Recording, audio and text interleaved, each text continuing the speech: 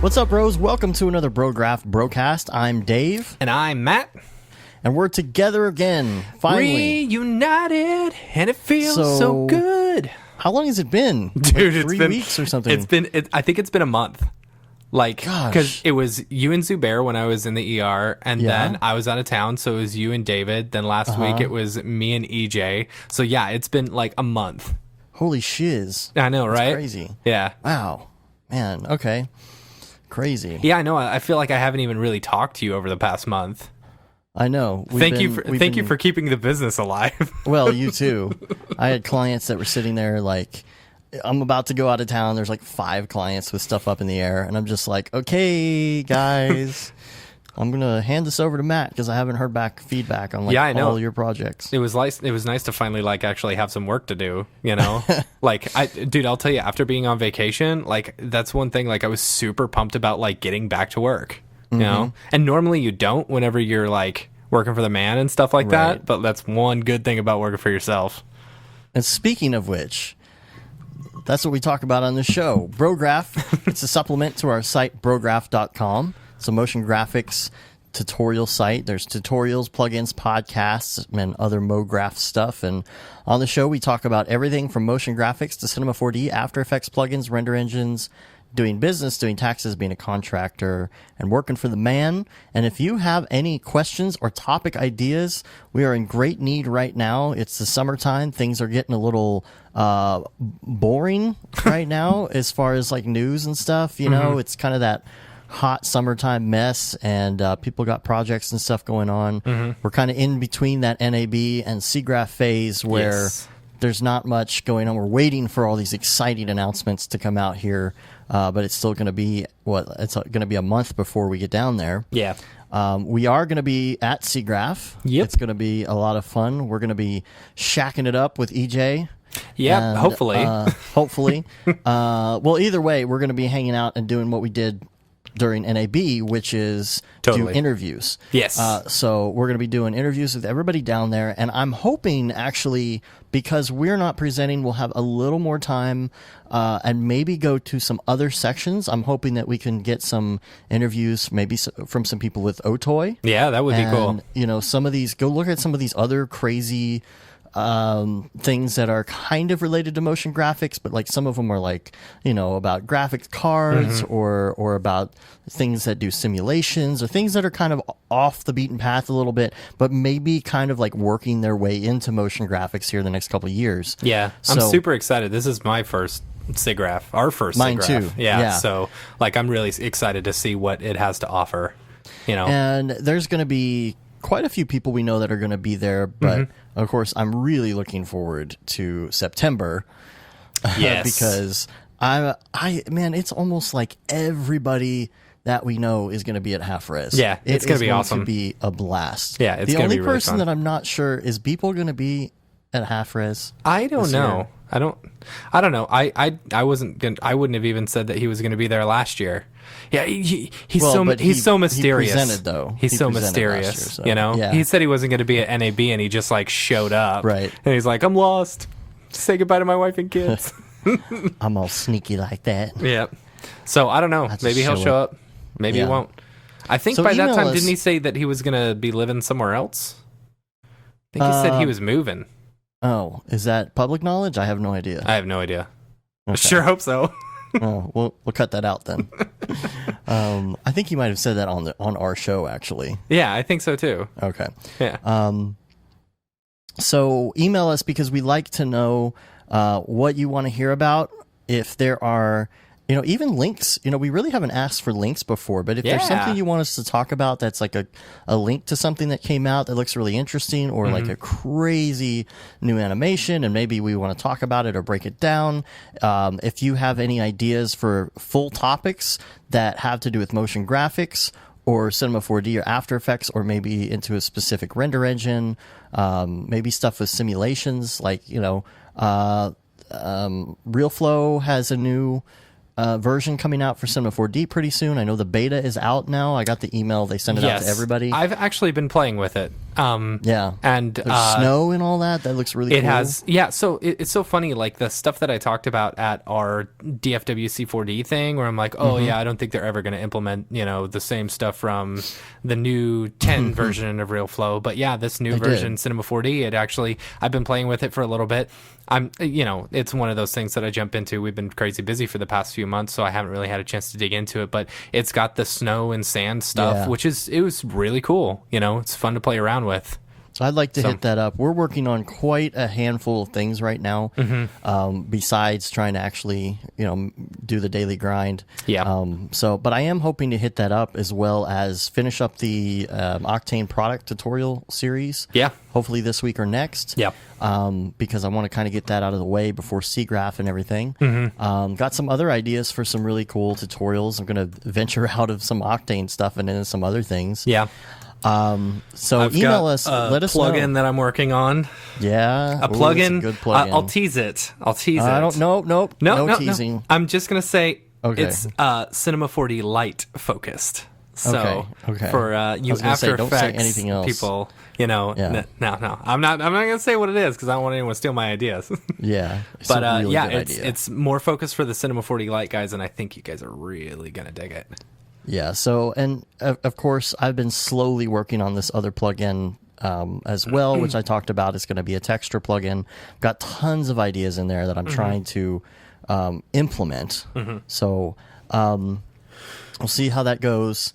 And so email us that, any ideas you have, any comments you have, anything that you want to know about in the noob category, in the expert field. It doesn't matter. We love talking about all of it because we like having people listen to the show from all aspects of the community. We want it to apply to everybody. And even if you are a noob, it kind of is fun to kind of immerse yourself in the whole thing. I think I've talked about this before. I listened to Security Now for years, and I'm not a network guy. I don't have a degree in networking, and a lot of it was over my head, but just immersing myself in the craziness of Security Now was enough to make me really understand some really cool concepts. So if you have something that's like super, super technical, we might not even understand it completely, but send it to us. Maybe we'll look into it and start looking into that. One in particular is this SeaGraph video that just came out. They do this every year. They bring these little videos out and show what they're doing. So I found this. It was on Reddit, but it's a new subreddit that the phone app or whatever. It has like this swipe right, and then you can go to like popular ones, like ones that you're not subscribed to. And so I've been doing that lately, and I found a subreddit called r/simulated. Which is super cool. It's a very cool subreddit, and it's all just like these simulations and like cloth simulations and particle simulations and all this super, super cool stuff. It's a very cool subreddit. So on this subreddit, we found this new SIGGRAPH video. They do this every year where they show, they don't really have a specific piece of software or engine that they're demoing it on, but they're showing it's like new simulation formulas, basically. So it's stuff that could be applied to any piece of software or engine.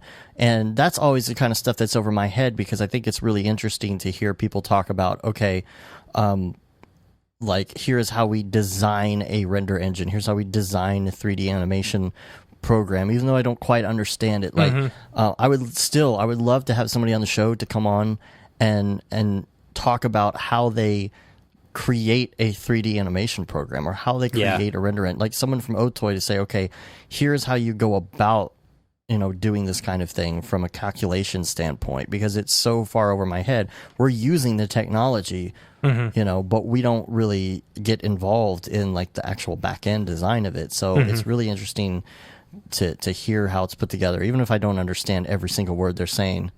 Totally. But we're finally together again. it's exciting. It's been interesting couple of months. I'm personally also really excited because Zima is back. Oh my gosh, I saw that. I was at the grocery store yesterday and I saw it. I was like, Did you see it? Hey, look, hun, Zima's back. She goes, what's Zima? Oh, I was like, come on, it's owned by the Jolly Rancher Company. Is it? Is it? I don't know. I think I heard a rumor. I don't know if that's right. Well, it's because everybody used to put Jolly Ranchers in Right, it. of course. That was the whole thing. But is it a limited thing like Crystal Pepsi, or is it going to stay? I have no idea. Because I need to get me one pretty quick. I mean, I miss that sweet flavor. Oh, gosh. It had like enough alcohol, just enough alcohol in it to make all the college freshmen under 21 think they were wasted. Yeah, that's true. Dude, anyway. That's what you would. That's what you would get. It's made by the Coors Brewing Company. That's what you would get, and like buy it and take it to hang out with like your friends who were still in high school from the year before. Yeah, it's all the ones who weren't ready for beer yet, who didn't like the taste of beer. Like, well, it's what you would get the ladies. Oh, right. Oh, yeah, the ladies love Zima. They're like, I don't like beer. It was like a wine cooler or something. Yeah. It's like Sprite with alcohol in it. Yeah, and you might get to first base if they drink one. Oh my gosh. That's funny. Oh man. So Zima. See, I was never a Zima guy. I was more of a Boone's Farm guy. Boone's Farm and just like wine coolers. Back before it wasn't until like it was what was it? It was like an apple cider beer. That tastes Hornsby's. Remember Hornsby's? Hornsby's had, the Angry Orchard is so much better than Hornsby's. Oh yeah, well, that's where I grew an appreciation for the taste of beer, right? I see. So like the transitional thing. Exactly. It was before I was 21, much before I was 21. Yeah. And so I was over alcohol by the time I turned 21. Exactly. So that's what got me started, and then I had Heineken or something. I just had a whole bunch of Hornsby's and Heineken in my refrigerator that people just left there, and so I started drinking the Hornsby because I like it, and then all of a sudden I was like, oh, let's try Heineken, and I was like, oh, okay, this ain't actually no, it was Rolling Rock, it wasn't Heineken. Oh, Rolling Rock. Oh, that's even worse. Yeah. Jeez, still in a green bottle. Still in a green bottle. It's like the transition between to going to coffee. Mm-hmm. I wasn't a big coffee guy, but I started with the awful sugar stuff at Starbucks when I was a kid, and then not a kid, but in high school or whatever, and then started eventually getting less sugar and more shots, and then just now I just drink black coffee. Espresso. Yeah, I've got a quad espresso sitting right here for the show. That's what I make. I make 2 quad espressos every day, and I have one in the morning and one at night. I have actually been off of caffeine since Disney World. I'm sorry. It's all right. Now, trust me, I would love to, but I woke up in the middle of the night one night, super sick. It was that night that night that I texted you that I barfed everywhere on vacation. Oh, yeah. So I told my wife this. So every family vacation, ever since I've known her, every single family vacation, it is not a family vacation unless someone barfs.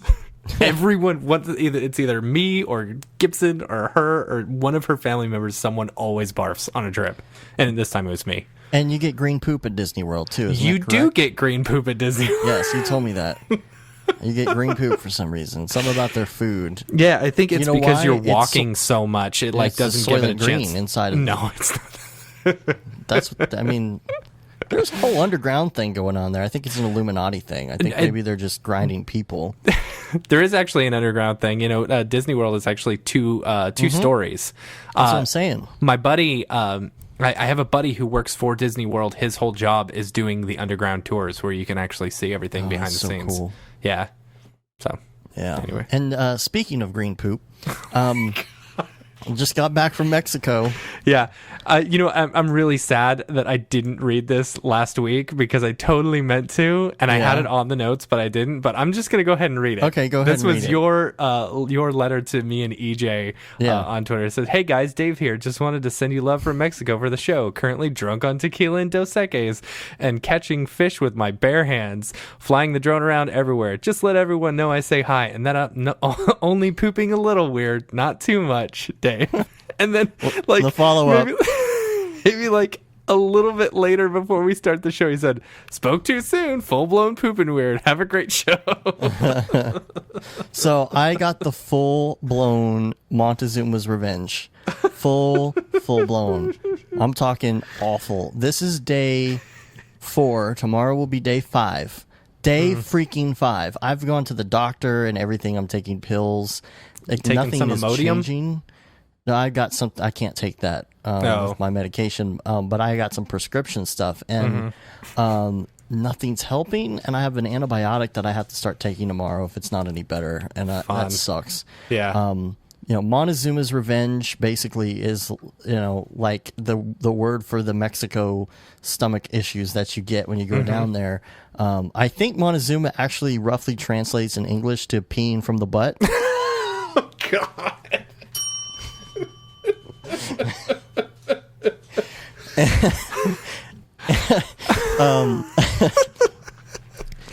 So all right, I did so it's going to be one of these episodes, huh? Yeah, I went to the doctor.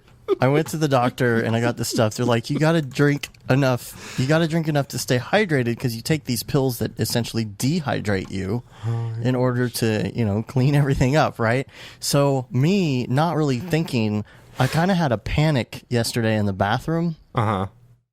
Then I realized I had bought a whole bunch of black cherry red Powerade, and and I had drank like 4 of them. So for a minute I was really worried, but I just forgot it was food coloring. I can't believe this is going to be the show. I apologize to all of our listeners.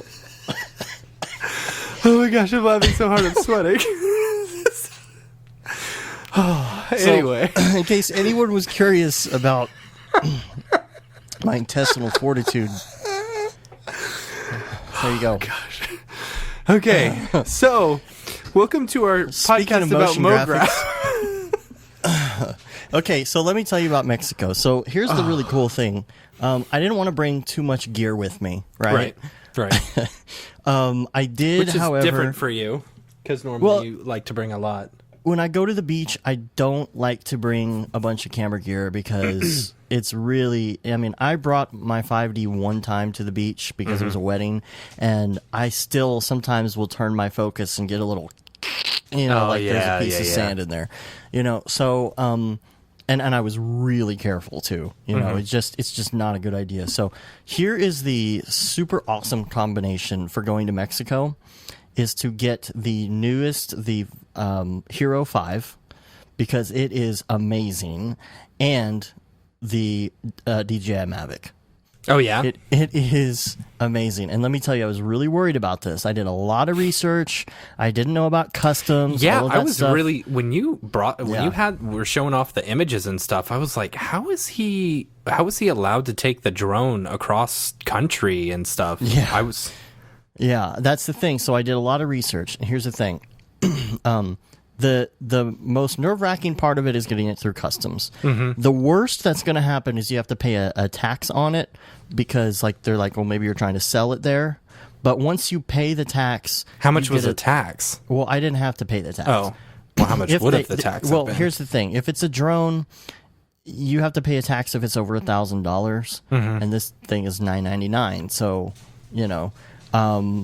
but that's only if they see it and they say something about it. And usually going through Cancun, it's not a big deal. If you go to some other shadier airports, it might be a different story. Cancun, I read so many things. People are like, I've been there 5 times this year and I never had an issue. It's when you go through Cancun and when you go into Mexico, and you're coming out of customs, you have to hit a button. And when you hit that button, it either turns green or it turns red. If it turns red, you're the lucky winner, and you get all your stuff like scrutinized. Every bag, every piece of luggage, the whole thing. So we go through as a family, and the people in front of us got a red. I was like, okay, that's good. That means there's never 2 reds in a row. But you don't know how many greens there's going to be before a red. Right. So I was like, okay, good. And the people didn't know what that meant, and they started walking away. And so the guy turns around, and he's telling them, no. Like, you got to stay here. Get your stuff. And in the meantime, Christy had hit the button for the 3 of us, and it had turned green. Okay. And then we start to go, and he's like, no, you got to hit the button. She's like, I did hit the button. And then he became, pretty standoffish. And I was like, oh, my gosh. Yeah. Because apparently he didn't see it turn green, and so we had to hit it a second time. I was like, boy. oh gosh, now we have to hit it a second time. But it turned green, so we were good. And the thing is so small, it's in this little camera bag inside of my backpack. Yeah. So I wasn't worried about getting it through security at the airport at DFW, because I've done that quite a few times. Have been fine. Yeah. They don't care. Because they want you to have your lithium batteries on you, not in your suitcase. So that's where you're supposed to have them. I also heard you could only have 1 lithium battery at a time, and it had to be in the drone. Isn't that correct? Or no? Well, that's hard to say.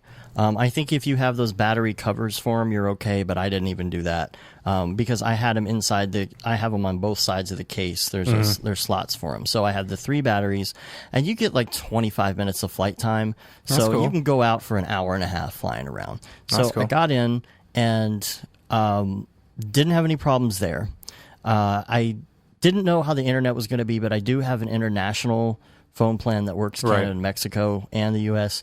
And so that wasn't a big deal. I just wanted to have enough so I could get the map, so I could just see the map. That's all that really mattered as far as having internet for that.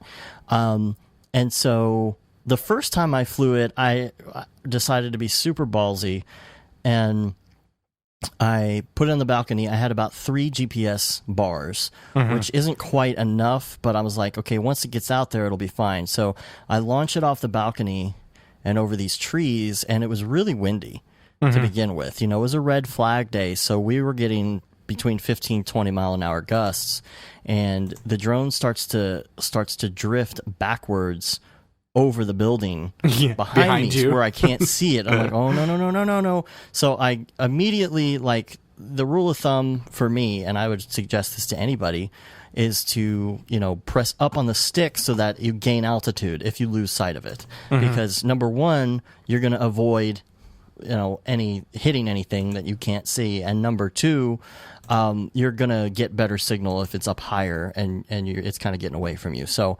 I immediately then hit on the forward stick and got it into the wind, but then it locked on to like 13 GPS satellites, and it was good. And cool. I flew it around and brought it back on the balcony. That was just kind of my test run, and then I really decided to get super ballsy with like distance and flying it around. I'd be at the pool. Yeah, I was all over. You were like super over the ocean too. I flew it about a mile into the ocean. Jeez. Roughly, it was almost a mile. And I mean, you go 4 miles. How long did it take you to get out there? Not long. Really? Not long. It takes longer to get out because the wind is, coming back toward the beach. So it comes back, almost the 5,000 feet or 5,000 something feet I had it out there. It came back in maybe 60 seconds. Oh, wow. I mean, the thing's going with the tailwinds going 50 miles an hour back to land. Yeah. So it didn't take long. But that was really cool because I could send it out there. There's parasailers out there. Oh, yeah. So I was able to get footage of parasailers a mile out.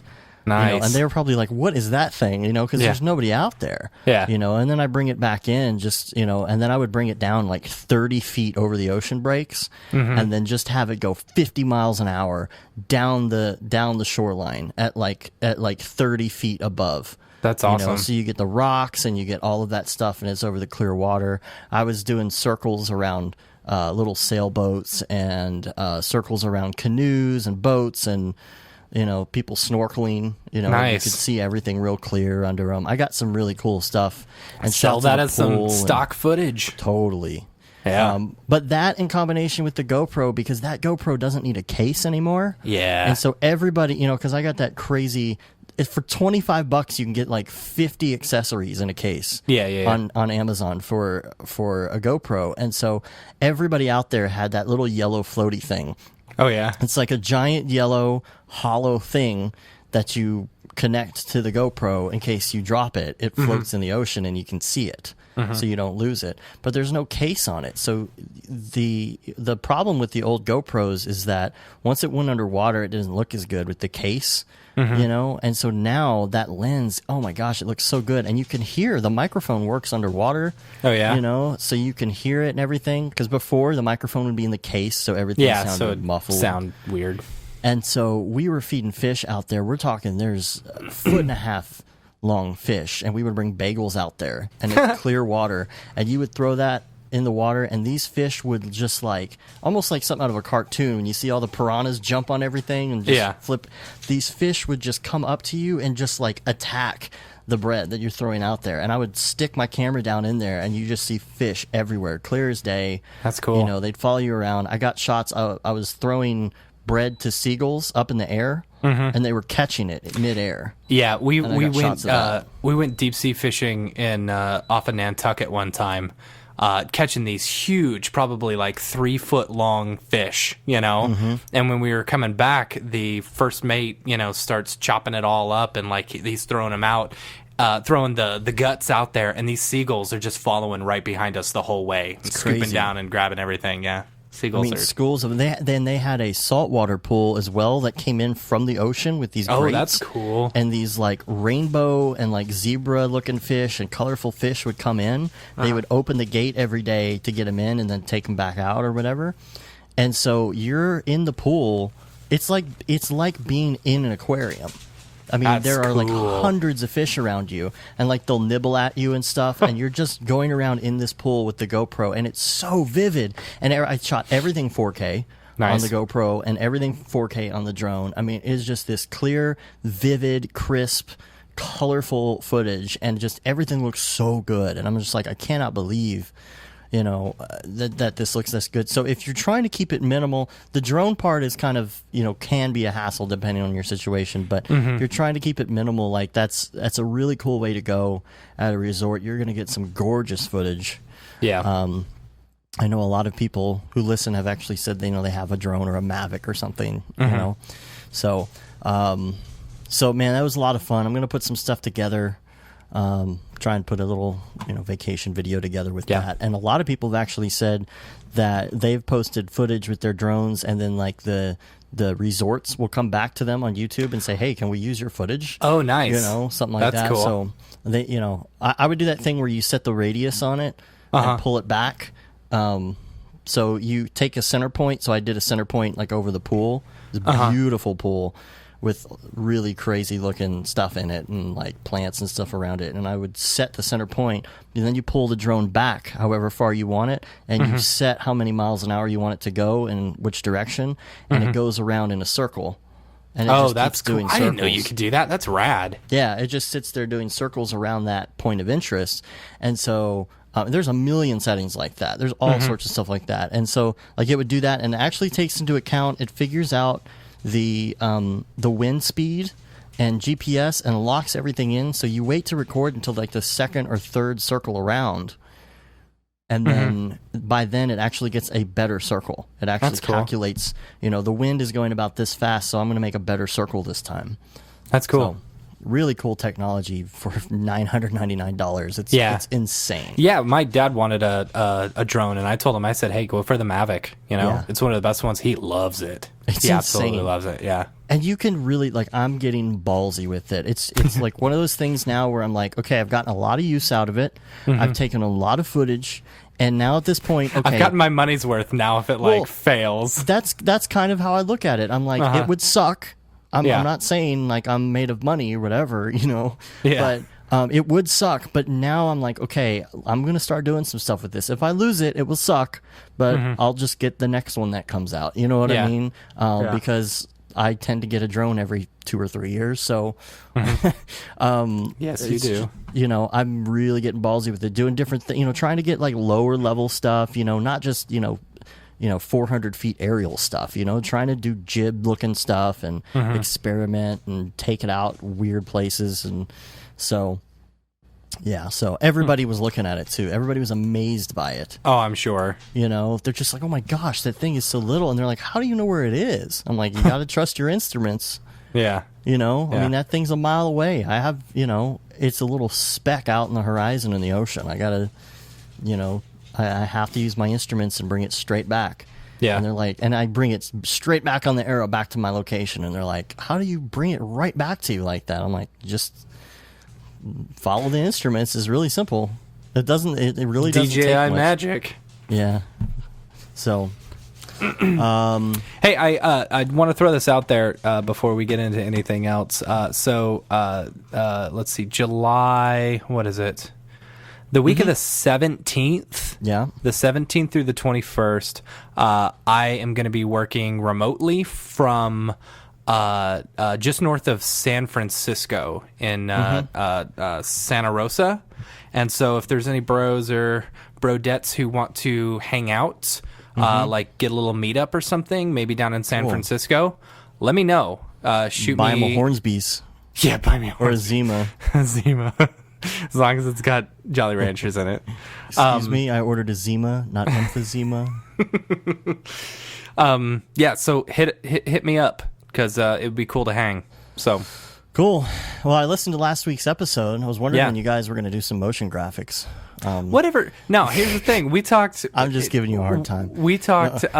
We talked freelancer getting a mortgage, which I thought was very important because it's something that, as a freelancer, you're curious about. Yeah. And I'm buying a house next year, and whatever. I own my own business. Yeah, so I promise we'll have motion graphics in this episode. I got a lot of stuff in the last couple of weeks that I've been saving, actually. We, again, before we completely leave the vacations thing, I do want to talk about the fact that sometimes it is hard to disconnect to go on vacation, of course. Yeah. Yeah. I think you touched that a little bit last week, right? Yeah, I mean, I talked about it where we, anytime because I'm a tech guy, I like tech stuff. Anytime I'm on one of the rides or watching some of their stuff, it's like, I want to know how it works. That's me. That's just part of me. And today, actually, me, my wife, and my kid went to go see Cars 3, which is a beautiful movie. So they do a ton of scenes where just the Mack truck, is driving through all these beautiful landscapes. And holy cow, I can't even say how realistic it looks because it is just gorgeous. If Mack wasn't in there, you wouldn't know it was a cartoon. And they're not like matte paintings either. They're full on 3D. Yes, they are full on 3D, and they are gorgeous. Absolutely gorgeous. Yeah. So good job, Pixar. I even though I called the ending, 20 minutes into the movie. Yeah, it was a pretty good movie. Well, it was very pretty. Your wife was pretty distraught when she saw the trailer for the first time. I was there. She was. Yeah, I was on Skype. Well, because the teaser trailer. Upset.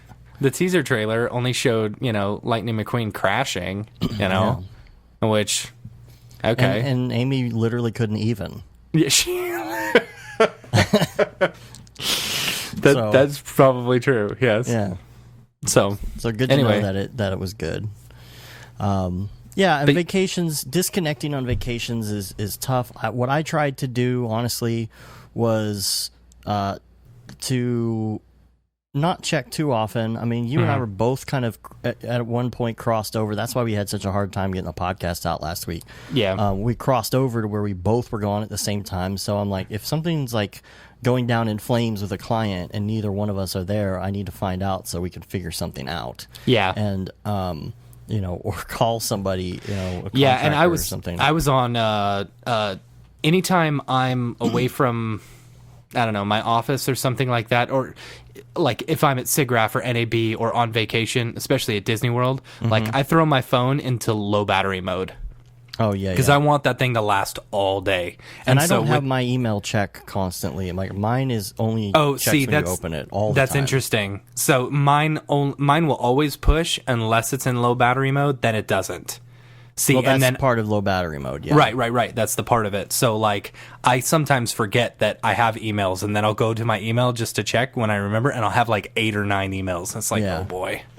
I had 200 emails approximately when I came home, and half of it's garbage, of course. Yeah. But but you still have to sort through it and figure out, and there was stuff going on with Brograph and like support and other things. I'm just trying to make sure nothing's bad. I try and look at my phone whenever it's not super obvious, like Christy and Emily would go to the buffet, and then I would check my email. Okay, we're good, and set the phone back down, that kind of thing.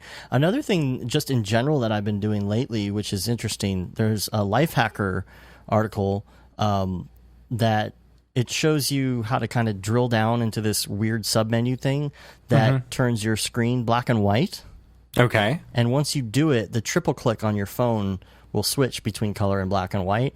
And if you make it a rule to leave your phone in black and white, except when you really need, like if you're watching Netflix or something, it makes it a little bit less interesting. Yeah. It makes it kind of dull. Like I would suggest just try it for a little bit, because it's really easy to switch back and forth. I have my triple click to where it will lock to where you can't press any buttons. Or anything. So you have to type in a code. I did that with my kid because I used to just hand him my phone. And of course, now he knows how to get to YouTube and watch the stupid Fizzy Toy Show. It's the most terrible show in the whole world. But I would say try it for a week and just see. Like, if you're like, gosh, I'm on Facebook too much, first of all, just delete Facebook, which that's what I do from time to time. I'm in that mode right now. I deleted my Facebook app. And I still go to it, but I only go to it in the browser. And I find I don't go to it as often as I used to. And I keep it on a page that's not the front page anymore, so I don't automatically open my phone and hit it.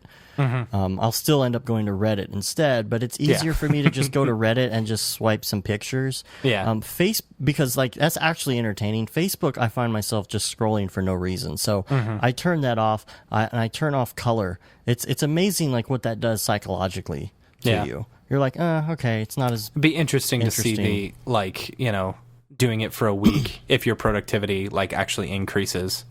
Oh, I'll find something else to distract myself. I guarantee it. But whatever. So, gosh, it's hot. Yeah, is it hot or is it just me? It's just you, Alexa, baby. Trigger air. I wonder how many I just set off. Yeah, but you have to have it like you have to have it specifically to trigger air, right? Yeah, but now all of them are still asking what they want. That's true. So, all right. So let's get into some motion graphic stuff. We've got, first of all, School of Motion is doing something this week, right? Starting Monday. So probably by the time you guys hear this, which would be today, the 19th. They're doing their sign up for the online bootcamp stuff. So if you're a fan of School of Motion and you listen to their podcast and you follow their stuff and you get their something Mondays and then the freelance Fridays email, they send a lot of emails. I need to talk to Joey about that. I'm not on the list. I am. I'm on their newsletter, man. I get a lot of emails from them every Monday and Friday. So some people like that. Some people do. Don't. Yeah. I'm just like, bring down and I don't unsubscribe just because I want to support them. Yeah. So I do that with a lot of people too. I just get the newsletter because I want to support them. Yeah, totally. And sometimes I like to see what they're up to. I don't always open it. Well, there's a lot of text normally with this stuff, and I'm just like, scroll, done. And normally it's Monday morning when I'm on the toilet. Sitting on the toilet. So, toilet. But yeah, they've got their boot camp is you can sign up starting the 19th, and I have a feeling they'll probably sell out pretty quick if you've been looking for the School of Motion boot camp or some really good a really good boot camp. This is a good one, I believe. So cool. Well, little VR corner for us here. This is awesome. I don't know if you looked at this ahead of time. I didn't. King Deluxe presents Be That Little Dude, the Beeple VR design competition. Oh, yeah. Yeah, I totally forgot to put this on the list. Yes. Yeah. This is so awesome. So Yeah.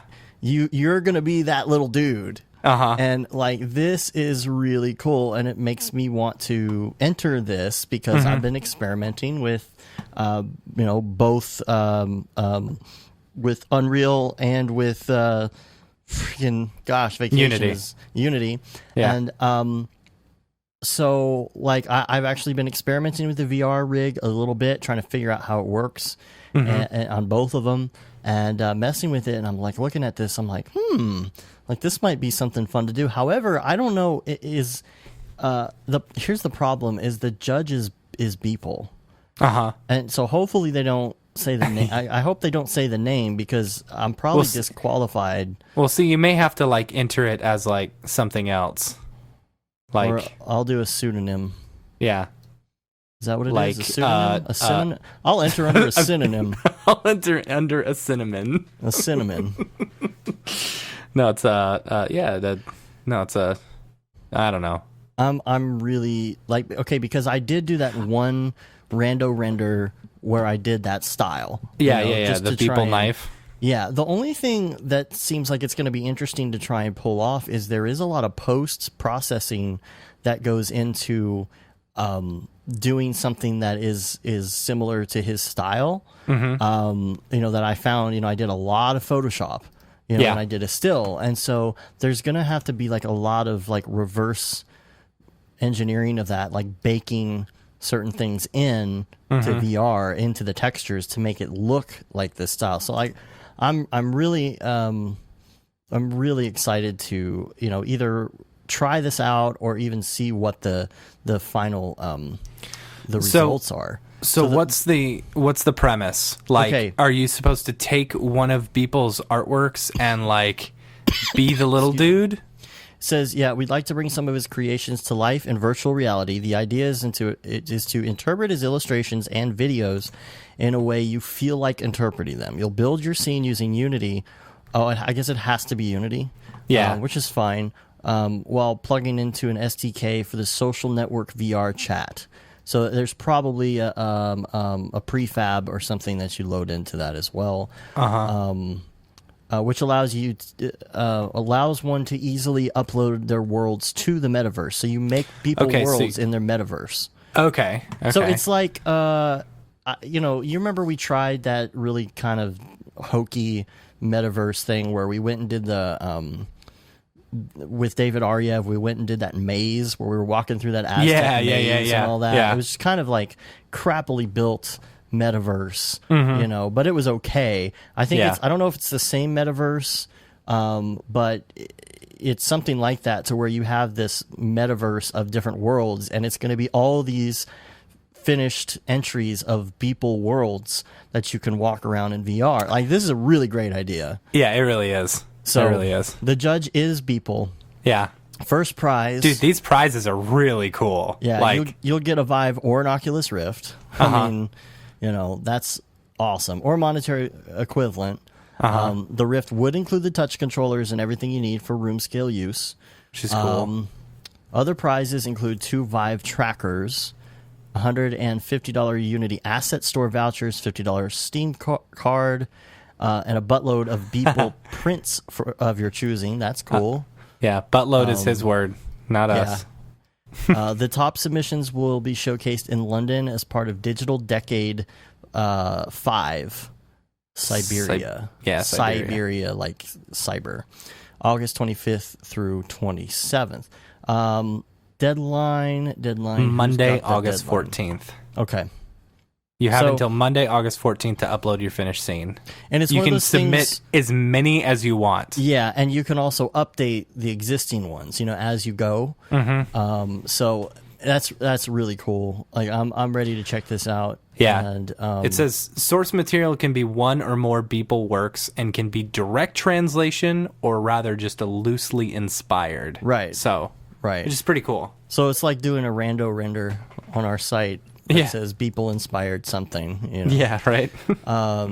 So man, I'm so excited just to see how this turns out. I think that's gonna be really cool. I would like to either have a second Rift or a Vive. Yeah, that would be cool. That would be cool. Dude, then you could like actually play Rift inside the same room as someone. Ooh. Or I could play the Rift with the other Rift on somehow and like play double Rift. Yo, dog, we heard you like Rift. Oh boy. We put a Rift. No, that's what you do in VR. Super Hot, right? You put the Yeah, the Rift on while you're in the Rift. Yeah. So that's super cool, man. Oh, and by the way, happy birthday, people. Happy birthday, people. If you're hearing this, hopefully you skipped one day and didn't listen to the show until the second day it came out, and you're like, oh, it's my birthday. That's crazy. How'd they know? His birthday's on the 20th? On Tuesday. The 20th? Yeah.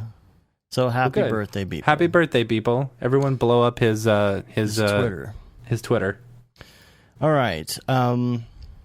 Okay, now here's a video that our friend Joe sent me a while back, and I forgot to talk about. Joe was on the show a long time ago talking about nuke and stuff. Yeah. This is called Nornickel 5. It's this Russian video. It's not, I don't think, done in Octane, but it is so crazy involved, and I absolutely love it. It's like this weird advertisement or something, I guess, for a mining or construction place in Russia. That's weird. But man, it is so cool looking. I mean, I guess that's what it is, unless it was, a concept piece for something. Yeah, I don't know. No, it's a nickel. I mean, that's what it says. It's some sort definitely of nickel seems mining. very Russian. Very Russian. It's nickel mining. Now, I don't know if it was still a concept piece or if it really is a nickel mining place, but they're showing like these drills and like all this landscape, and I'm like, man, this is a sweet video. Jeez, that's a lot of work. So looks I'll good though. put a link out on the show notes for that. And then there's a video called How to Animate a Cube in Houdini, and I started watching it, and like there's a cube moving, and I'm like, okay, it's a cube moving across the screen, and then the cube kind of comes apart, and it's a breakdown to show how the cube was moving. Well, there was a little combustible engine vehicle inside of it, and I'm like, oh, funny, the vehicle was pushing the cube. Right? Mm-hmm. And then I start looking at it even more and going through the video, and I'm like, well, wait a minute. This is a combustible engine without keyframes inside of inside of Houdini that like is actually using combustion to actually drive pistons to actually make this thing move and drive a cube. It is all no keyframing, no anything. It is all physics, an actual combustion engine. Wow. I was like that's an crap. actual like piston and stuff like that. Yeah, and so like the that calculations is so funny just to animate the movement of a cube. but like the actual physics behind it and like the pressure from the combustion going on is actually driving the position of the piston to make everything turn. It blew my mind. I was like, that's ridiculous. That's so cool. Absolutely ridiculous. More power. That's funny. And there's more rando renders. Again, I just haven't been around. I need to get these up because there's tons of more rando renders coming up. So check that out. Yeah, we really appreciate you guys actually doing that. Like, it's so cool to see the different stuff. And if you've got any suggestions on what we should add in there, any keywords or something, let us know. Yeah, and the subreddit, there's the Cinema 4D subreddit. Someone was mentioning it on there the other day. That was cool. And then what else we got here? Oh, okay. This is called The Hidden Brilliance of Finchers Editing, David Fincher. So I didn't realize this, but he puts a ton of CG into his movie. And, he doesn't have a lot of, like, full-on CG movies. I mean, there's stuff like Fight Club, of course, where you had those scenes, which I remember were so realistic looking to me when I first saw Fight Club, and now I look at those scenes and I'm like, that doesn't look very realistic. But the things, the subtle CG that he puts in his movies in some spots, it's pretty incredible. Like, I didn't realize it, so I was looking at like some of these shots. I'm like, man, like just things in the foreground and little items here and there that are done in post that I had no idea. And also the fact that he uses a lot of split screening stuff to adjust timing of dialogue. So he'll set up a shot and use a lockdown tripod shot, and we'll have them do like 5-10 takes, and like actually will like slightly time stretch or move the person on the right in a split screen in order to get the timing right, or use a different take somehow and blend them. This is one of the super positive things about having a director who worked for ILM, right. you know, and so having that background, he knows what you can and can't do, you know, and it's almost like he's not expecting. I don't know if he is expecting or not, but like it seems to me like he understands ways to get around stuff. It's always better. Yeah, it's always good to know that. Like, I mean, it's kind of related to what. Did you listen to the episode that David and I did? Yeah, it was a great episode. I listened to it on the drive home. It was like kind of like what we were talking about when people come from video production into motion graphics. It's a little bit different than coming from, say, just like standard print graphics into motion graphics, because you have this background in the whole thing. So like as a producer who knows how actual visual effects work and has worked in it somehow, like that's an incredible thing to know, you know, how everything works, you know, if you know the different fields. So check it out. There's a bunch of videos on there. There's a bunch of breakdowns. It's really cool. It does show some of the, you know, standard green screen stuff, you know, which, you know, one of my beefs with Hollywood is there's a little bit, to me, it feels like they overdo a few things. And you see this in a lot of people's work, especially nuke compositors. You see this a lot, is the overabundance of backlighting and the overabundance of like glare fill, I don't know how to describe it, like the weird overexposed areas and stuff. Okay, like you'll notice it looks fake to me, some of these shots, because there's so much backlight on these people, like rim light on some of these people's shoulders and stuff, that it makes it look more fake to me. Like they should almost tone that down. And there's also this weird aura, or almost an aura that Hollywood puts on everything, even like Wonder Woman and stuff. It's just like it's overkill to where it's too matte painting like, you know, unless it needs to look a little more realistic and a little less matte painting. Yeah. You know, I don't need to see, you know, this weird like fuzzy white aura around everybody's shoulders, because to me that looks fake. Yeah. You know, some art directors that you and I have actually worked with in the past, same thing. Like they would make these beautiful, sharp, crisp looking renders, and then they would blur filter the crap out of it. Yeah. Where I'm just like, what is going on? Like you're just dirtying it up, and it looks blurry.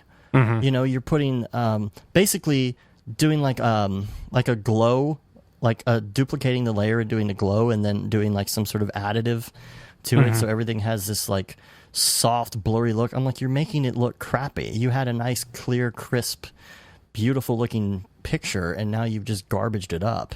Yeah. So that kind of bugs me sometimes. I don't know, but you'll see that if you watch this.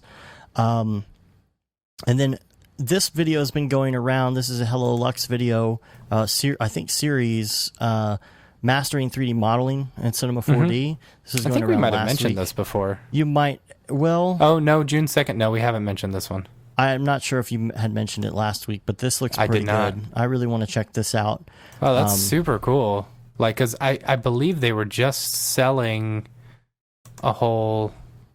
No, never mind. That's the Make It Look Great. Yeah, there's the Make stuff. It Look Great. Yeah. That and this one I really want to do, because I'm not like the best modeler in the world, but I know enough to get by with just about everything except for like super organic stuff. But I would love to see some different techniques to see if maybe I could speed up the way I'm doing things. You know? And I would recommend stuff like this standard 3D model. Like I don't know.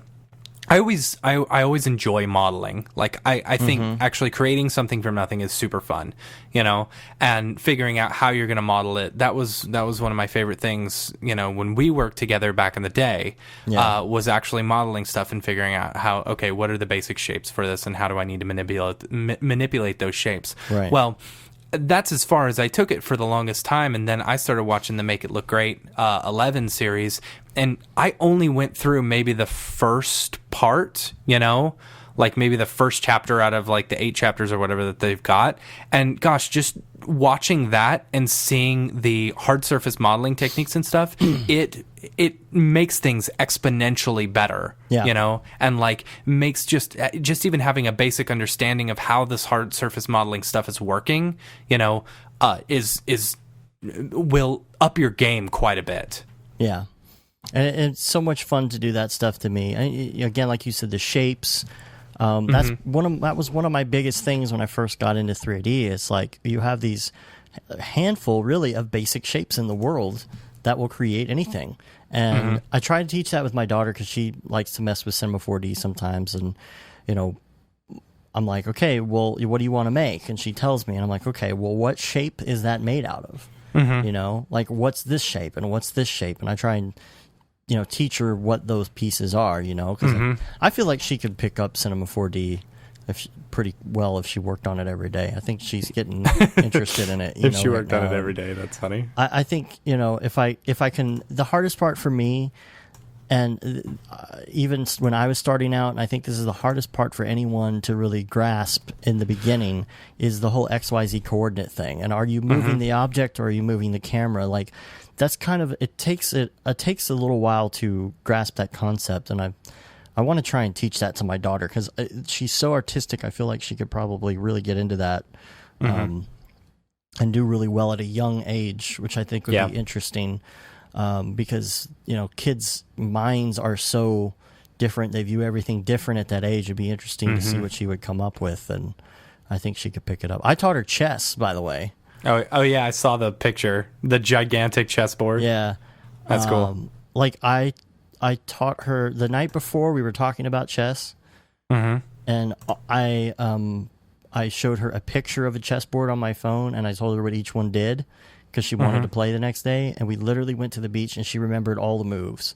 That's cool. We got there, and I was like, really? Like I thought I would have to explain it again, but she picked it up, and I was like, dang, okay, well she's pretty visual, I guess, when it comes to that stuff. So like I just have this feeling she'll do well in 3D. So I think I need to push that a little bit more. That or maybe programming or something. Yeah. You get her pretty well in the programming stuff. Yeah. I don't know. You're a pretty good daddy. Happy Father's Day, by the way. Thank you. You too. Thanks. That's actually why we're recording early for once. Yes. Well, it's also my anniversary tomorrow. Oh yeah, happy anniversary. Thanks. Happy anniversary to the love of my life. I love you more than anything in the world. Aww. And I'm now letting all of our listeners know that too. So mushy. It's so schmoopy. You're a schmoopy.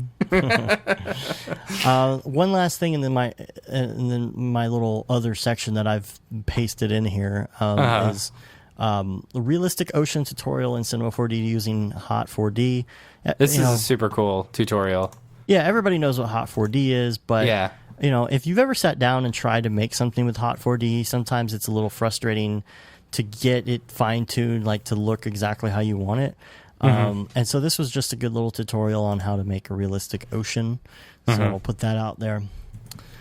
As far as our topic for today, I think it's a pretty good topic. It's a pretty good topic. It deals good, mostly with like what we have dealt with the past few weeks, or at least me, surviving life or surviving as a MoGraph artist or a freelancer when life throws curveballs at you. Yeah. Like, I feel like I've been getting thrown curveballs left and right, being sick. And then, like, I had that bad cough from coming back from Chicago. Yeah. After seeing the Deadmau5 show. And then I immediately have to do the root canal. And then I'm in the ER. Then I go on vacation. And it rained the entire vacation. Somebody commented on that. I know. I thought that was hilarious. Well, Jason said, and to top it all off, it rained the entire time. He said, laugh so hard. Just wait till they hear my poop jokes. Oh, boy. This is where we lose a bunch of subscribers this month. The angry emails come in. Yeah. Oh, I'm never listening to you again. I can't believe. Too bad. So, yeah, but I don't know. Like, so surviving when life throws you curveballs. Oh, yeah. So I also got rear-ended the other day. And the first thing the guy... No, rear-ended in my car after just, like, fixing the bumper from getting rear-ended 2 months ago. You didn't tell me about that. Yeah, you were on vacation. Man. And yeah, I got rear-ended, and the first thing the guy says, he's like, "Oh, I'm sorry, I don't have any brakes." What? Exactly, that's what I said. I said, "You don't have any brakes and you're driving around?" You know? Oh my god. And so, like, I drive a Jeep, and my Jeep is like, it's like stone, right? I have destroyed 2 people's front bumpers, and I've had barely any scratches on mine. And it was such a pain to get the first one replaced that I told the guy, I said, listen, you don't have any brakes. He was like 70 years old, wearing a Vietnam hat, teeth all jacked up, like driving an old car that the registration was completely out. So, like, he's like probably senile and old. I said, listen, I'm not going to claim this on my insurance. I'm not even going to do anything because it is a minor scratch that I can buff out, but I want you to park your car and I want you to call a tow truck because I'm not going to have you out there risking anyone's life if you're driving around with no brakes. Did you wait for him to do it? I waited for a while, but then I had to go do the podcast with EJ last week, so I finally had to go. I was just going to get lunch. That's ridiculous. I never leave my house to go get lunch. I always eat at home, and I was like, you know what? I'm going to go get some Panda. Get myself some of these Neuro drinks. Have you tried the Neuro drinks? They're pretty good. Yeah, no, I've been drinking the Neuro Bliss and the Neuro Sleep. Dude, the Neuro Sleep, that'll knock me out Panda? like 20 minutes. Oh, no, I know what you're talking about. Yeah, it's just these drinks, Yeah, and the Bliss has like chamomile tea in it, so like you get like super chill. But then you drink a whole bunch of them and you're just like, whatever, it's stupid. This is dumb. But you get curveballs thrown at you all the time like that. Stuff happens. The problem is, when you have a full-time job, it's hard too because that gets thrown at you, and then you got to go to your boss and be like, hey, I got to take the day off because I have to go take care of a ticket, or I have to go do this thing or fix this thing. Or my house got hit by a tornado. Right. That was mine. A lot of times you get kind of some grace on that because you're on salary or something, and it really, people are like okay with that, or you get some time off, but you still make your money. Yeah. And when you're a contractor, that's not the case. It's like, crap, well, maybe I can push this project to tomorrow, but I was going to go out and sell tomorrow, or I was going to go to, this networking meeting. And so I was in the ER, and we actually had a shoot like that I was booked for. Yeah. That night, and it was lucky enough that I had a good enough relationship with the guy that we were going on a shoot for, that I had to say, that I was like, hey, I'm in the ER. This sucks. Are you okay with handling this? Blah, blah, blah. And I heard it turned out really bad. Oh gosh. That sucks. Like he lost it was like a 2-hour long thing, and they lost 20 minutes. Oh God. Yeah. That's all right. I mean, it's one reason why you should never burn a bridge, and you should always try and have the best relationships with your clients as you possibly can. Yeah. Because when life throws you curveballs like that, you definitely want to be able to have such a good relationship to like say, hey, I'm in the hospital, and them to be understanding. Right. Right. We've got a bunch of really good clients who, we know if we said, hey, sorry, I was in the hospital, or hey, sorry, my kid was sick or something like that, they'd be pretty understanding. I would say 80%, 90% of our clients would, because we're on such good terms with them. Yeah. And plus our contract says, acts of God are covered. Right. See? So that's another important thing for you to be getting contracts because, you can't always control everything. Right. What? Go ahead. I was going to say, then after that, how do you get back in the swing of things? Yeah, you're going to have 200 emails, like you said, 200 emails, and you're going to have to explain to a lot of them, or, you just realize when stuff like that happens, you may have to work a little bit harder, for the next week or two to get caught up. Right. And, or nights and weekends. And nights and weekends, and if you have a loving, wonderful family like I do, or you do, then it's, they'll understand. right. So, and my wife, she was the one who's telling me before I went into the ER, she's like, you need to call them and you need to tell them that you can't do this shoot. I was like, no, I'm going to do this shoot. I never, that's my thing. I don't ever call in sick, Yeah. I think I've called more in sick with you because I'm just like, I don't feel good, because Yeah, I know I do the you're same like, thing. okay, I don't care. Dude, I'm going to take a nap. All right. Yeah, Talk to you later. Call you 5 hours later. Yeah. So it's like, I don't ever call in sick, I try and like stick, I have a very good work ethic, I guess, and it wasn't until I physically was going to the hospital that I called him up and said, listen, I can't do it.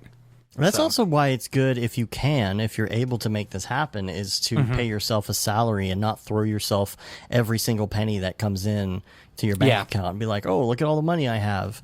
To be able to stretch, to have some savings in not necessarily like savings account, but to have your separate business account and say, hey, I'm only going to pay myself X amount of dollars no matter what. Yeah. Just pretend that other money doesn't exist, because stuff like that's going to happen. Yeah, we mentioned that a little bit last week. Me and EJ talked about that. Definitely set yourself up an emergency fund. Start putting money away for an emergency fund. Like if you don't have one already, which you should, if you're going to be a freelancer, you should have at least a month or two, salary just sitting away. If you don't, get that, because something is going to happen, or you're going to have a slow month, or so you don't have to work paycheck to paycheck, exactly, something like that. And the joke always is, I never pay myself on time. Yeah, you never pay yourself. I'm paying myself the day before. I'm like, hey Dave, can I deposit early? It's funny. And you're like, oh, I forgot, now I have to deposit 2 checks. Yeah. It's like, oh, come on, man. Like, I'll go a whole month without paying myself, because I forget or didn't get to the bank. And like I just realized today, oh, it's past payday. Yeah, past payday. I was going to say, you probably haven't paid yourself yet. No, heck no. And I probably won't do it until Monday or Tuesday next week, Yeah, see, I paid myself the day of. I was like, paying bills. I got to pay all those Disney bills off. And I don't have that much cushion, but it's enough to where, like, I'm not, it's, plus, being married helps. Yeah. But, I don't know. Anything else on that topic? I don't know. I just, definitely be prepared, because that's all I can say is be prepared, Yeah. Treat your clients well, the ones that you want to keep and the ones that you want, to treat you well when things go bad, and definitely be prepared by saving up and stuff like that. That's why you always got to be a little bit of a worrier. Yeah. Dave's a big worrier. I'm not so much of a worrier. ABC, always be worrying. Oh my god. So, let's hit up a couple other things here, and then we'll get to our email, and we'll get out of here. Apple announcements. Yeah, I mentioned last week you probably wanted to talk about this. Yeah, I don't have that much to say about it. I do kind of like what they're doing with the iPad, with the dock and stuff like that. And I didn't see the dock and all that. Yeah, you need to check that out. It's starting to look more like a laptop, which is crazy. Which is so stupid. Well, I mean, the thing is, like, I love the way that my giant iPad works. I use it like a laptop sometimes, and it's something you can just grab and go, and you don't even need to have like a case for it or anything, like like a bag for it or whatever. Like, I went to Starbucks today, and I just picked it up and grabbed it, and the battery life is so good on it too, that it'll sit there for a week and I won't pick it up, and then it still has 90% battery, and I'm like, oh, cool. That's and cool. I'll take it with me, and I can get all my files and stuff like that because it's all in Dropbox and all that. So I had all these videos that I needed to watch on some stuff that I'm working on, and I had them all on Dropbox, and I just grabbed the thing and go to Starbucks. And like, I like the idea of being able to do the file management stuff. You should go watch the videos on that. Yeah. And then, but it's kind of that thing they're trying to get in VR, and I'm like, oh, that's cute, Yeah. Yeah. Now, as far as the AR stuff, here's the thing: AR is cool and whatnot, and I see what they're doing. I know exactly what they're doing here. They're coming out with an AR device that's very clear, and this is just the beginning. Yes, this is just the beginning development of it, and what they're doing is setting the stage. What makes you think that? Because first of all, Microsoft's doing it, and yeah, now with the HoloLens. Yeah, they're behind. Here's the problem: they have become super behind in everything they're doing, and they know it. You know, just like when we talked about with the modular Mac Pro, the fact that they announced that, you know, potentially years before it's even out, because they're trying to hold on to some of these people. They know that they're behind, and they know that people are saying they're not as innovative anymore. And here's the thing, I guarantee you they are working on some sort of really cool AR device. I don't think it's going to be a standalone. I think it's going to integrate with the iPhone 9 or 8 or whatever, because what's going to come out this year? 7S, a 7Q? Yeah, but it's the 10-year anniversary, so they've been saying that it's going to be the iPhone X. Well, whatever it is, it won't be this version. It will be like the next one or the one after. You know, because this is always the half step. This is the year of the half step. So it's going to have to be. I mean, I could just trade mine in anytime I want because of my plan, but I don't think it's going to be that groundbreaking. I think there might be wireless charging. That's the rumor. There was a kind of an accidental leak on that. Fully waterproof. It's fully waterproof right now. Well, yes. But dude, have you not seen the videos of people showering with their iPhones? I have. It's technically water resistant. That's why I was laughing at Christy, because she bought a waterproof case for her phone in Mexico. I was like, you realize you literally don't need that, right? She's like, well, it's not totally. I'm like, the videos are underwater, 30 feet underwater for 30 minutes, and they're fine. Yeah. But she bought one anyway. But I don't know. I would be nervous about putting salt water in there. Yeah. Me, personally. I mean, which, by the way, tomorrow is the 1 year, no, it's not 1 year. It's probably like the 5 or 6 year anniversary of Amy falling into the ocean and ruining our DSLR and her phone. Oh my gosh, I don't think I knew about that. You don't remember that? Like, her and my mom were running down from the ocean and then back up. It was on our anniversary, right? And we were down at the... Maybe that's before I met you. No. 5 years ago? Yeah, something like that. We were up in Nantucket, and like she was running down and running away from the waves. She, it was just silly. And then she tripped and fell, and she had her phone in her pocket and her DSLR around her neck. And so, I was like, that might have been right before I met you. I don't know. It's very possible. I had to edit it and put in the keyboard cat. Oh gosh, was she pregnant? No, she wasn't. Nah, this is before we had kids. Then that's before I met you. Oh. Yeah. Well, weird. I'll send you the video. I was videotaping it at this. You have a video of it? I have a video of it, yeah. You can hear me go, our camera. Yeah. Screw her. What happened to the camera?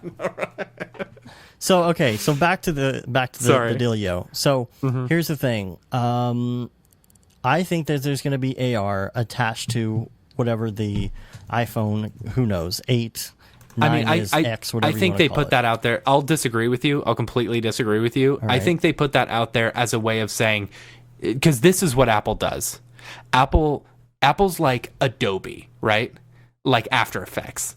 They put their stuff there, and it's good enough, but they rely solely on everyone else to do the good stuff, Kind of, but here's the thing. They test the waters a lot. So it's very possible that they're developing this and it will never come out.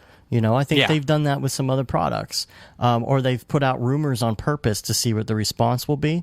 I think what's going to happen here is because they came out with this entire AR technology thing that's based on that works with their metal programming or whatever it's called. Their metal, isn't that the name of it? Metal. Yes, and so I think that what they're doing is they're setting the stage because people are going to start making these AR games, and it's going to be like, okay, well, that's a cool gimmick, but once people figure out how to do that, and there's some companies that are really getting into it, they're going to say, okay, well, now, they're going to go with the big companies that have done the best AR games for the iPad, and they're going to come to them and they're going to say, hey, we have a top secret project we want to work with you on, so that we can do this announcement, and they're going to be AR glasses that are going to integrate wirelessly with the iPhone. Because they have such incredible graphics processors that are in these phones right now. I don't think they're gonna. I mean, maybe they would put it into glasses separately, but I don't think. I think they could probably pull this off by just putting a motion sensor or something in it and make it cheaper, because it's going to be expensive either way. It talks to the phone. The phone can pull the internet and all the other stuff it needs to make all the gaming stuff work and drive the glasses. And the glasses are going to be the part that, like, you know, figures out the inside out tracking and all of that to do the full AR. I really think that they're secretly developing this and they're setting the stage. I really think that it's setting the stage for this. And I think it may be years down the line. But the fact that they're so far behind and Microsoft is showing them up with things like their Surface, you know, their tablet stuff and all that, you know, with, what is it called? Their desktop thing that's so pretty, you know, the Surface Studio. Yeah. Surface Studio. And, you know, everybody's saying, okay, Microsoft is becoming Apple because they're getting back into this artistic thing, you know, and they're getting behind. I really think that behind the scenes, they're like, what is going on? We have to innovate. We have to get somewhere with this. And they're like, look, they've been developing their HoloLens or whatever it is. And then you've got the other one, the Magic Leap, coming out, and you've got all the VR stuff is really popular, but again, like we've said many times in the show, AR is really what's going to take off, not VR. You know, when you can walk down the street, and they're going to do it so that your phones work together, you can share stuff, you can sit at the table, and everybody can play a game together.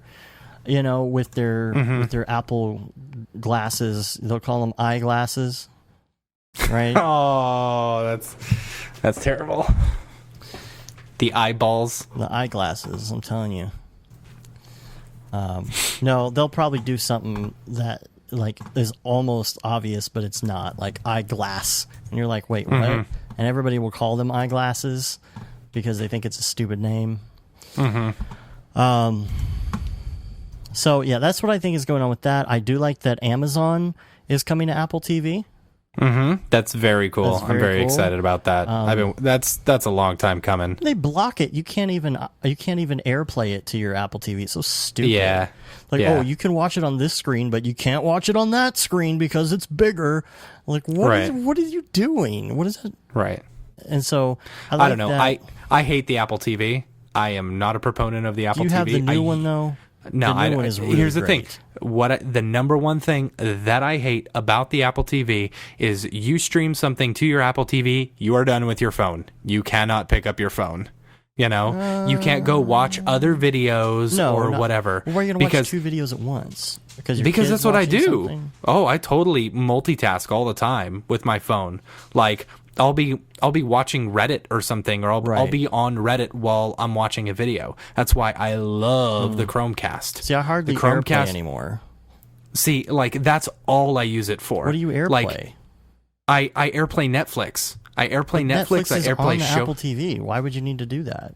Because, like, I don't want to have to deal with finding the remote and everything, which I know the remote is an app, but still, like, it's just so much easy. It's so much easier just to go to Netflix on my phone, find what I want, hit AirPlay. Yeah, but Siri is on the Apple TV now. So? Oh, hey, man. Siri, open up Netflix. No, you don't even do that. You just say, hey, Siri, play Modern Family, and it just opens. Play the latest episode of Modern... Dude, I use Siri on the Apple TV all the time. Yeah, but what happens if, like, I don't know. If it's on two different things, it says which one do you want. You just click it or something. I don't know. I still don't like the Apple TV. It just doesn't work as well. I like to just be able to stream, you know, straight to it, you know. Anyway. That's me. Your AR stuff, while sounds interesting, I'll completely disagree. It'll happen. I think they're relying completely. Brograph at brograph.com. Yeah, we want to know what you guys think. But so I think it's all just I was very impressed by the AR stuff. I thought it looked very cool. I thought the lighting and the shadows and everything looked really cool, and the way, like, the lamp interacted with the mug and, like, casted shadows, that was super cool. But see, that's very, very cool. About. You're gonna have that. You're gonna have all this just real life stuff integrating. Yeah, but like AR. The thing is, I'm telling you, Apple gives you the tools, you know, and everyone else is the one who innovates. Well, that's why I'm saying they're the ones who use companies, it. Apple is not going to be the one who does anything. These with companies are they're going to build this stuff though. That's what I'm saying. Like EA or some of these companies that are doing a lot of iPhone games are going to develop the stuff for the iPad.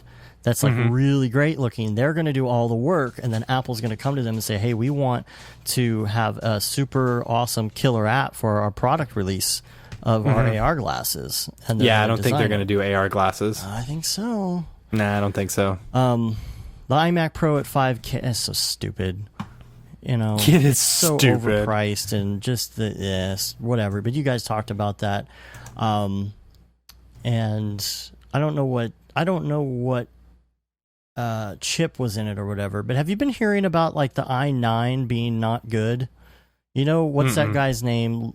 Lewis. What's the guy's name? What's the guy's name? I don't know. Give me. I don't know. Give me an idea of who the guy you're talking. Tech Tips guy. Linus Tech Tips. Oh, I don't know. Like he's one of the biggest like tech guys besides Leo Laporte on YouTube and the internet and Twitch and all that. Now I just never really watch him.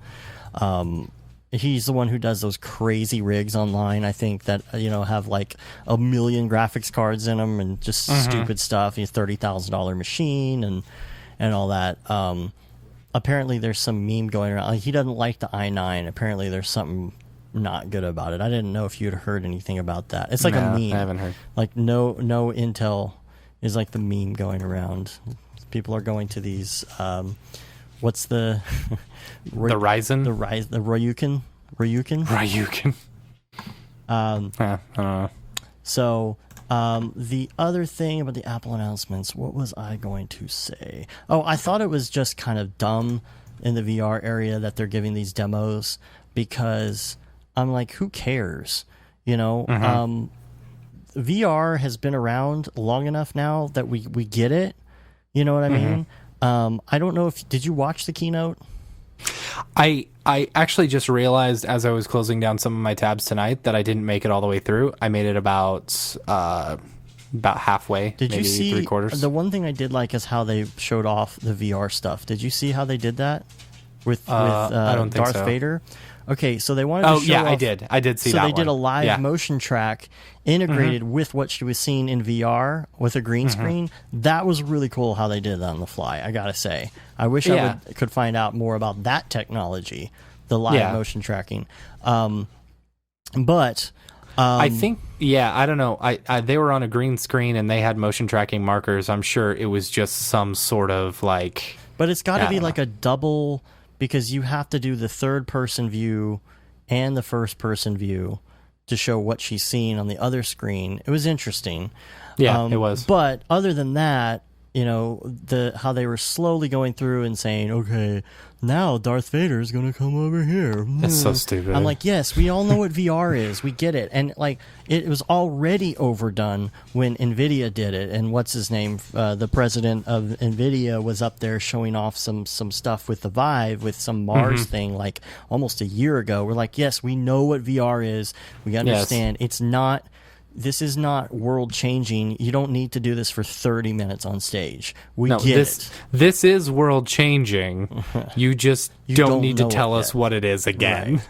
It is, that's what I'm saying. Like, what you're doing is nothing new, and we don't need this like advanced demo to say, oh, you can move a ship from this side to this side. We know. We get it. We get it. Stop with the VRs. We all have Rec Room. Stop with this. So, all right. So, Ravcock, what's your flavor? What's your flavor? Which, by the way, David, thank you for calling out the "What's your flavor" or singing the "What's your flavor" I normally do.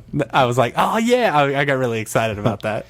And I don't know if we ever addressed. I don't remember who did it now. I'm gonna have to look it up. Who made the Ravcock "What's your flavor" graphic for us? Oh, I don't remember. It was like during NAB, so I like saw it and I didn't get to like fully address it because I was doing something. Paul or Gayton, I think. It? No, maybe, I don't know. We'll have to send us something. We gotta hit you up because that was pretty cool. The Octane subreddit has actually really taken off, and I didn't realize it. I started that subreddit. I'm the moderator on it. Oh, really? And I think Brograph is the moderator on the Octane subreddit, and it's getting more and more popular. Otoy was in there answering questions the other day, and I'm like, holy crap, our subreddit's taking off. So there is an Octane subreddit, and we're the moderators. So if you want to get in there and get super geeky about Octane, check it out. I mean, it's obviously not as big as the 13,000 member Facebook group, but if you're looking for Octane stuff on Reddit, that's a good spot. Now on the Octane front, I know everybody's been talking about the new Octane features and things like that, and Urbach actually posted something in the Facebook Octane group on June 1st about the Octane AI denoiser. Yeah, I saw this. This was cool. They've been talking about the denoiser in general, but now they're getting into this AI technology. When you can see something with your eyes and you look at it and you're like, okay, if you see a noisy render on your own with your own human brain in your eyes and you're looking at it, you can still tell what it is and you can imagine what it would be without the noise, right? And so that's kind of what is going on with AI denoisers. And it's really interesting to me because NVIDIA is doing so much in this area, and combining that with this, it's pretty incredible. So, I mean, so their denoiser, the sample that they show is literally it's 10 samples. 10 samples. Yeah. And you can see without the denoiser and with the denoiser, and it's oh my gosh, that's ridiculous. Yeah. How good that looks. But I have been noticing lately a lot of render engines have been introducing this crazy denoiser. Right. I feel like that's the next big push, in render engines. Well, it's but everyone's got their render engines out. Let's try and get the best denoiser we can. I think Maxwell just introduced another denoiser as well that looked really good. Is it V-Ray or is it no, it's probably Arnold. Or somebody, Chad Ashley was telling me about this, that that one of the guys who does one of these engines it's probably Arnold, is a huge opponent of the denoiser, because he's if you have a solid render engine that's doing its job correctly, you're not going to need a denoiser. But the thing is that even if you're not going to go that route, even if you're not going to render with a denoiser, what this could help you with is viewport denoising, have a real-time viewport. And this is what they're talking about, coming to the later versions of 3.1, for example, they're talking about fully real-time viewport. So it says image 1, and I'll post a link to this. You have to be a member of the Octane Render Group, which just get on there and Tom will add you. As soon as you request it, he's pretty quick about that. 10 samples, it looks super, super noisy.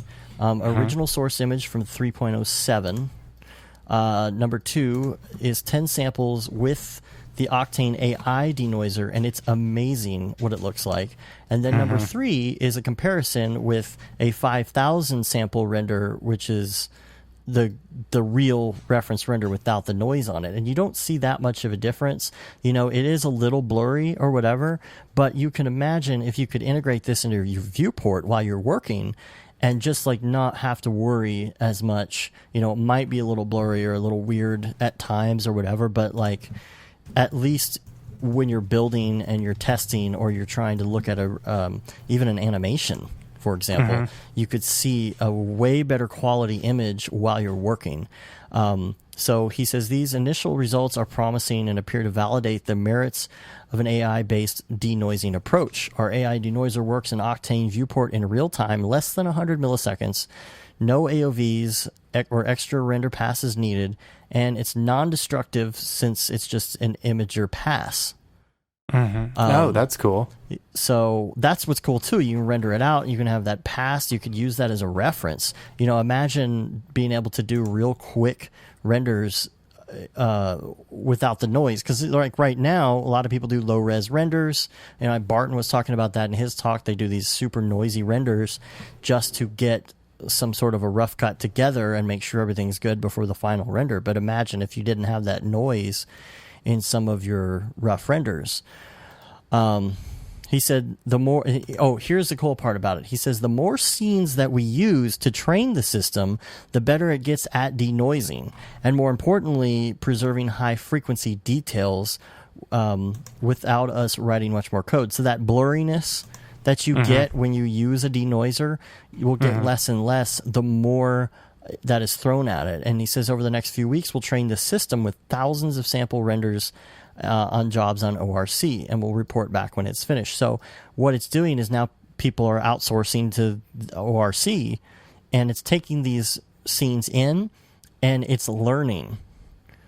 Wow. So it's taking the scenes, and it's doing a comparison between the AI version and the final higher sample render, and doing the comparison, how accurate was it? And it's training itself. So that AI is basically training itself how to denoise better and better. And the more people start using the cloud system, the better it's going to get. Really For cool. Sure. Then we got the French Monkey. He's got a plugin that is close to being done or possibly done at this point. Yeah, I think on his Facebook page that he just posted today or something. The Octane Skin Control. Yeah, which looks really cool. He's been working on this a lot. Yeah. Lately, and so he turned it into a plugin, which is really cool. He listens to the show, I think. Up? And and also F Render listens to the show too. Did you see the comment on our blog? I did see the comment. That's really funny. He's like, just scream it out, But we try and keep this, quasi, family friendly. I mean, minus all the poop talk now. Well, we don't want to have to put like these crazy explicit tags on it, and mainly we don't want to have sometimes we'll do like people's on the show. We're going to have an explicit tag on the individual episode, but like we don't want to have to get it to where you put the explicit tag on the show in general, because then like that kind of sucks your ratings sometimes if it's a exclusively explicit show. Yeah. So we got a link to that. Plus, my wife listens to in the car with my kid. Oh, nice. So he'll learn all about poop this week. Yeah. Multiple specular layers in Octane. This is just another thread that I found interesting that came out today. Again, in this group. You got to be a member of this group if you want to see all this stuff I'm going to link to. But somebody was just asking in general about adding multiple layers of specular in Octane, and Raphael Rao actually answered with a pretty cool answer about how you can do those multiple levels. And he's like, of course, it works a little bit different in Octane than V-Ray or C4D. He said you create a 100% reflective material, and then you mix that with the source material with a mixed material. And the mix amount is determined by laws of Fresnel. Since Octane has no Fresnel mode, you have to tweak the fall-off node so it's producing the same output as the usual Fresnel, an IOR 1.5. So he also has a free material library, I think we talked about a while back, that he linked to that you can check out, where he has like car paint textures and stuff in there if you want to break it down, which is really cool. So if you want to learn about doing multiple layers of specular, you just check out that thread, download some of his free materials. Yep. So let's go to some email and social. Again, Brograph at Brograph.com if you want to send us something. We've got Casey. Okay, Casey said in the last episode, strong tangent game in this one. Oh, I know what he means by that, because we're like, what does that mean? He's talking about going off on a tangent. Oh. Yeah, he's very right on that one. Absolutely. That's what happens when you get me and EJ together. Yeah. Also got this one here. Hello, I go have song for show on next one. This mark spam. I can't check out Oh, it's spam. All right. Then we've got Ben Raymond. Actually sent us something. Was talking about. You may have mentioned this last week on the show. I didn't mention this. You didn't? I don't think so. I thought maybe you did. I sent him an email back. Oh, okay. I sent him an email back. That's where it was. So he was asking about adding fog to an Octane scene. And I think y'all might have mentioned this stuff though with David. He's really kind of nailed some of this environment fog and he really has in his tutorial that he just did for EJ. So did you watch that tutorial? I did. Yeah, it was very good.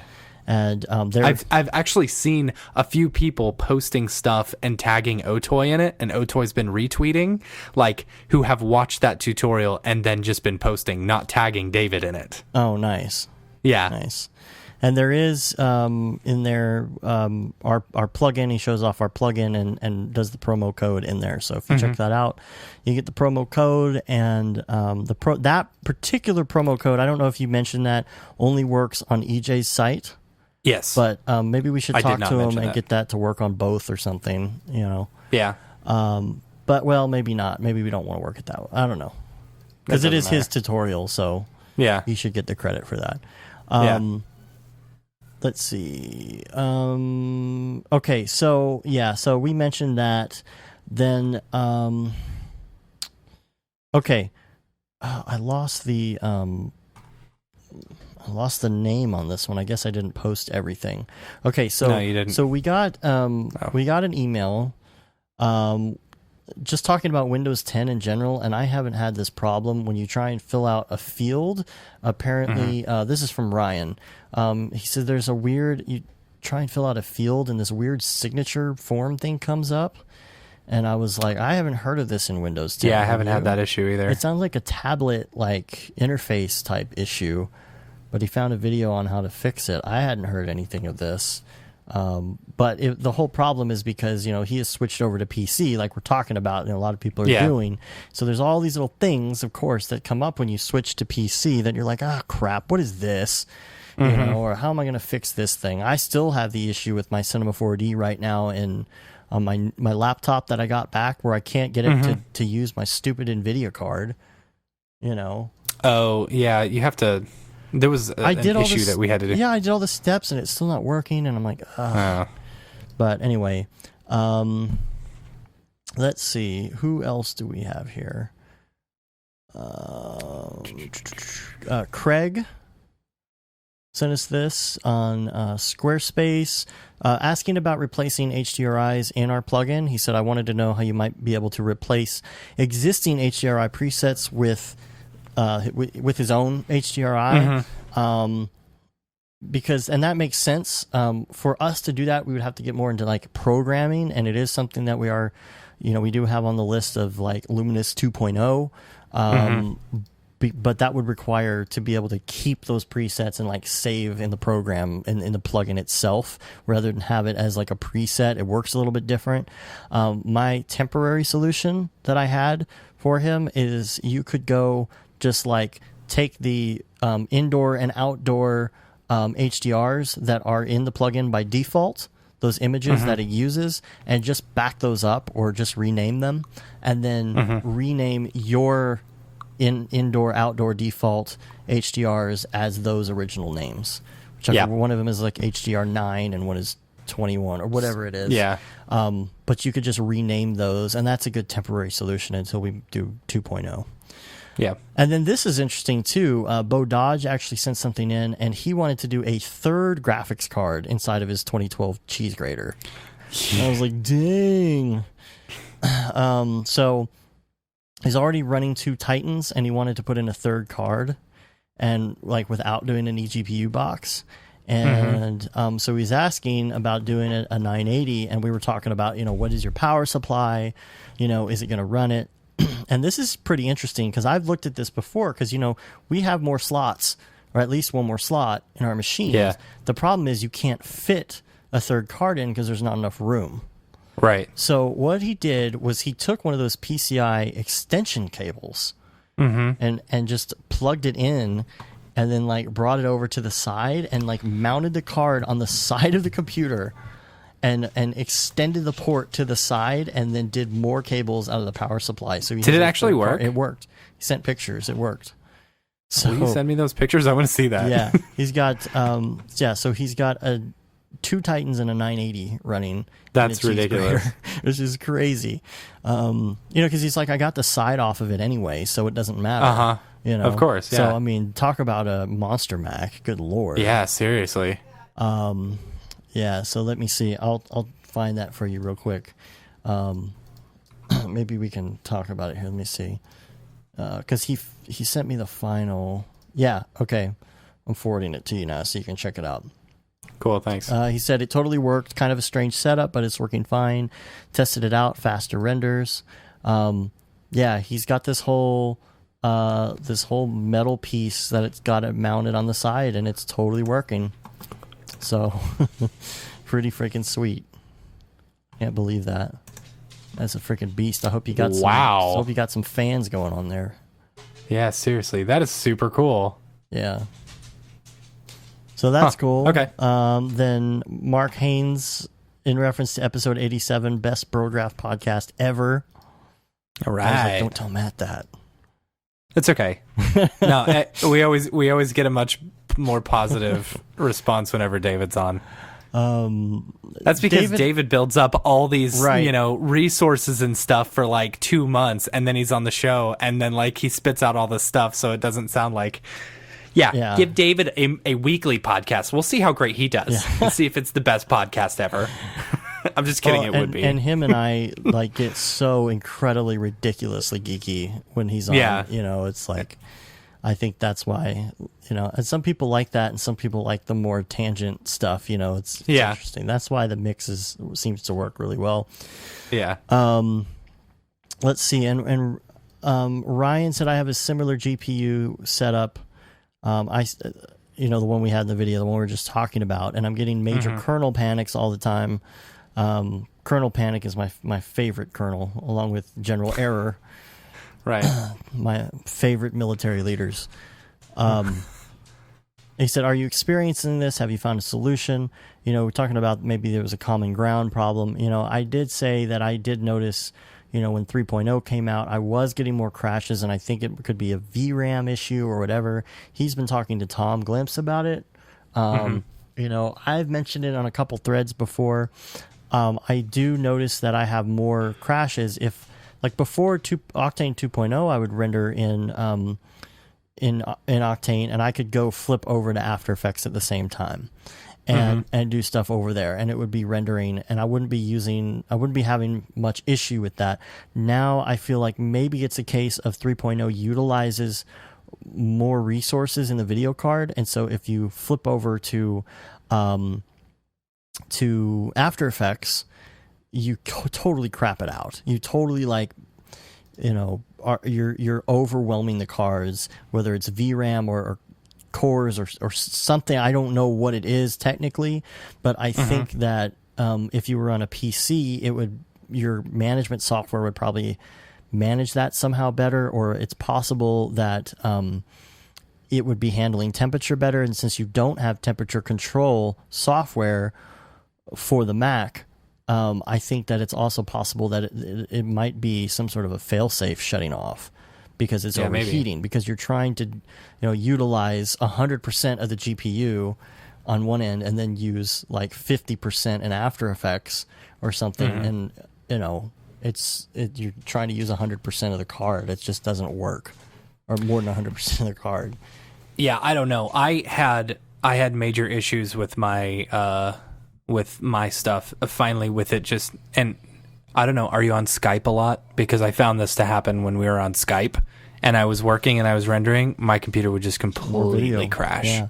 But see, mine hasn't been doing it as much as yours was when you were right. And it was at that point that I finally just gave up and said I'm moving over to my PC full time. Yeah, and that's why I'm also kind of reluctant to upgrade. Yeah, because you were way more up to date in your CUDA and everything. You were on CUDA 8, and I'm on 7, I think. So I don't know. And that's it. We need to do our T-shirt winner. Yes. Hold on. Okay, so let me pull up the April, 3 people. We need to find a cutoff date for the Gate and DeSimone Limited T-shirt. Yeah, we'll figure it out. Put that out there. We need to figure that out. Yeah. Okay, so here we go. We had 3 entries over the course of 2 months. Are you serious? That's it? Only 3. Jeez, Yeah. Come on, guys. Okay. We need more So we reviews. had Chad Knight was first. Okay. Then Garo Fair. And then Rain Cloud 1. All right. Okay. So just like we did last time, Rando. I'm giving you each a number. Chad, you are 1. Garo Fair, you are 2. Rain Cloud, you are 3. I opened up Google. I am doing a random number generator. So whatever number it is wins the t-shirt. Ready and generate. And it is Chad Knight. Nice. Chad Knight, number 1. So first of You all, have won. tell us, actually just go to Amazon and take a look at our shirts. Tell us which shirt you want, first of all. You're talking to him, not to me. Yeah. I was like, okay, I'll yeah. go to Amazon. Tell us which shirt you want. Tell us what size you want, what style you want, what color you want, and send us your info, an address and everything, and we'll just Amazon Prime it to you. And that covers it. Yes, it does. Feels good to be back. Yeah. I feel like that was our first normal show since NAB. I know, right? You can rate us on iTunes, leave a review. We love the reviews. We need more. Don't forget to email us, brograph@brograph.com, about everything and anything. You can also subscribe on iTunes if you're just listening on like YouTube or Vimeo or one of those other methods, or if you're just downloading it or listening on the site. That really helps get our numbers up.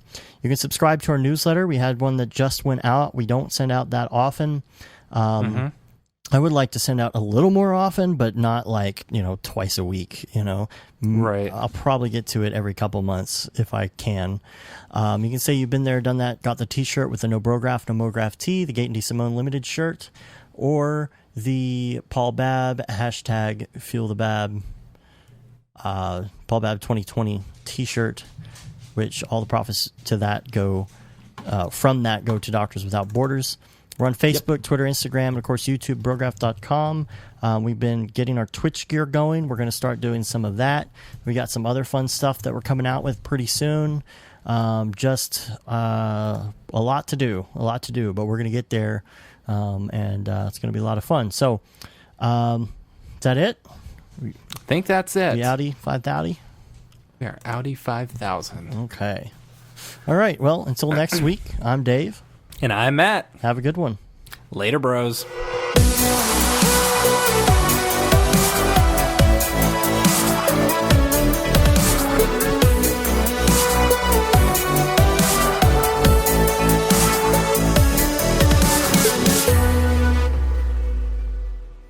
It's pretty good, I guess.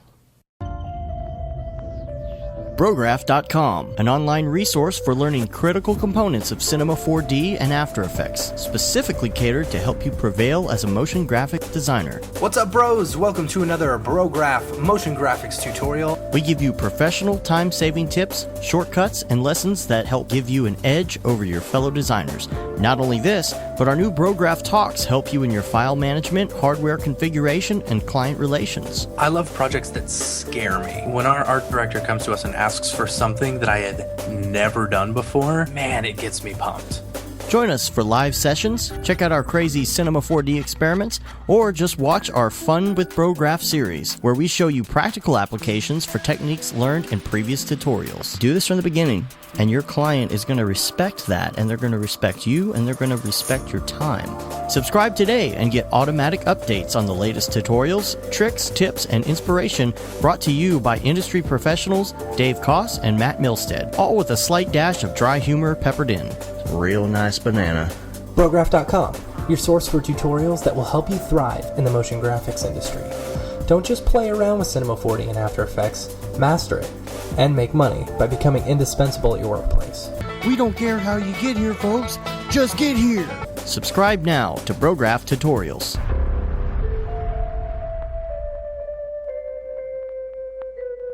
It's pretty good, I guess.